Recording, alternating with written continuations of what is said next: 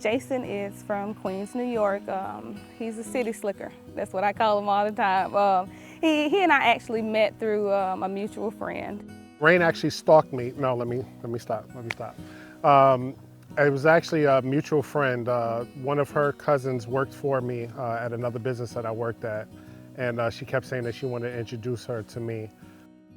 He was in managing retail, and he was my cousin's manager at the time, and she was like, I know you would love my boss. He rides horses, and you know, he's this big tall guy. He got these tattoos. I just know y'all are gonna hit it off. So we set up our first date. I think maybe 10 minutes into it, it was straight hunting, fishing conversation. So I thought this was pretty cool, you know, definitely something different, something I was not used to. Let her know that I had purchased a couple of rifles, I was ready to go hunting, and she looked me dead in my face and said, I'm gonna teach you how to really hunt. I can almost say it was love at first sight, because we really just hit it off. We actually go out, we have fun, just learning more about each other in the process. Is kind of like every time we go out, it's like a new date for us. A lot of people, you know, they go on date nights, they go to the movies, get popcorn. You know, we're going into the woods, you know, we're cutting down some limbs, grabbing our climbers, just checking our shooting lanes, but it's pretty awesome. And here we are now, 3 kids later, hunting and fishing together. So once you have kids, you got to figure out where the kids going. For a long time, it was like, okay, we want to go hunting, we want to go fishing, but we have little kids at this point, so it's like you can't really take them out like that yet. We would do, okay, I'll go in the morning, you go in the evening, or vice versa, or sometime we may find a babysitter, but definitely having kids definitely changes the direction of being able to hunt and fish freely. Until they get older, because now it's like, okay, we can just bring them with us, which I love this age. This is the age that we were definitely waiting on. When it was just me and Rain and we were going out into the woods, it was pretty cool. You know, again, just that learning experience, being able to sit next to each other in the blind. Now that we've introduced 3 children into our lives, or 3 children have introduced themselves into our lives, it's kind of a different transition. She's definitely more on the fishing side. She has the patience. She works with the kids. She's hooking up the bait. I'm more straightforward. I am that dad. So I love, you know, when we're going out, if we're in an elevated blind or if we're shooting in the woods, just giving them that direction, more of a firm stance. So she's kind of the delicate flower when it comes to certain things, and I'm definitely more of that firm hand, just to make sure that we get that communication going and it's more balanced. I got into hunting and fishing by my dad and my mom. My dad had been doing it ever since he was 5, 6 years old, he and his brothers, led by my grandfather, who also hunted and fished, and as well as my great-great-grandfather.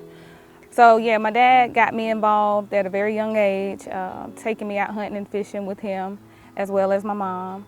My mom loves to fish, so she and I and my brother at the time, we would go out and we would stay out all day long just fishing sun up to sundown, and I really enjoyed that, and I think because they took me at such a young age, it just kind of stuck with me. And I remember the fun that I had with my mom and dad, and I knew that once I had kids that, you know, I wanted to do the same thing.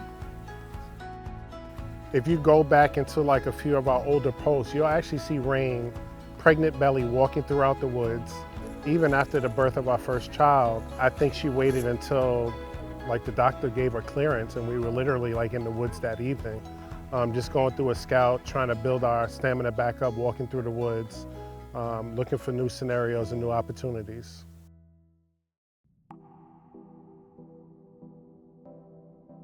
Rain Outdoors was kind of a thing of just sort of happening.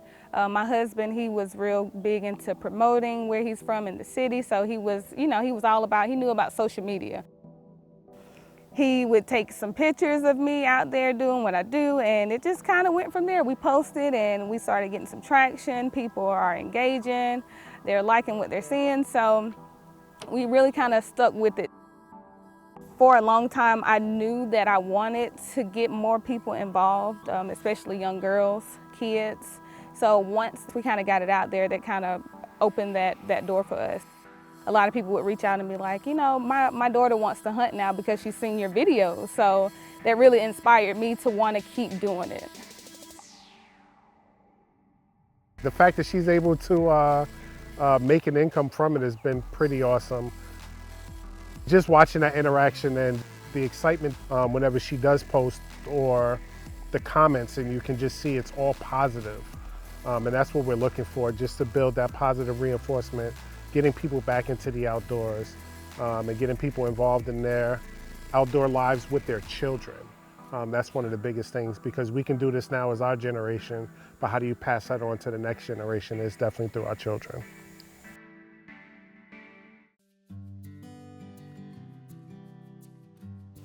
It's important that we hunt and fish just to show our kids that, you know, they can do it and they can provide. We don't just only hunt and fish for the sport, we do it for the harvest, for the meat. You know, we're feeding our family. And if it would have stopped at me, then we wouldn't have been able to keep the legacy going. One of the biggest things that we try to instill in our children is whenever we are harvesting something, it is a harvest, it is not a kill. So we want to make sure that we gather the meat, teaching them how to clean. We do look up a lot of recipes just to see how to prepare it. The kids can watch from beginning literally till the end. When it's on that dinner plate and they're actually eating it is very important to me. You know, I want to be able to have grandkids one day and they say, you know, well, my grandma Rain taught me how to hunt and fish, so that's why it's important to me, you know, just to keep the legacy alive. I absolutely love the fact that we've got our own land, our own private land. It's family owned, so we can take the kids out. Perfect example is taking the kids out and shooting today. Just getting them into the woods, getting acclimated to being out, making sure that we're training them and guiding them on their own property, but also just being in the woods within itself. I get an enjoyment out of seeing Jason, you know, seeing deer or catching fish, because again, this is fairly new for him. So, you know, seeing him share that same excitement that I've had all these years and seeing that he actually loves it, it really does. You know, it brings us closer. My hopes for the future is to keep the kids involved, to get more people involved, especially kids, women. Our journey doesn't end here. We're just really getting started.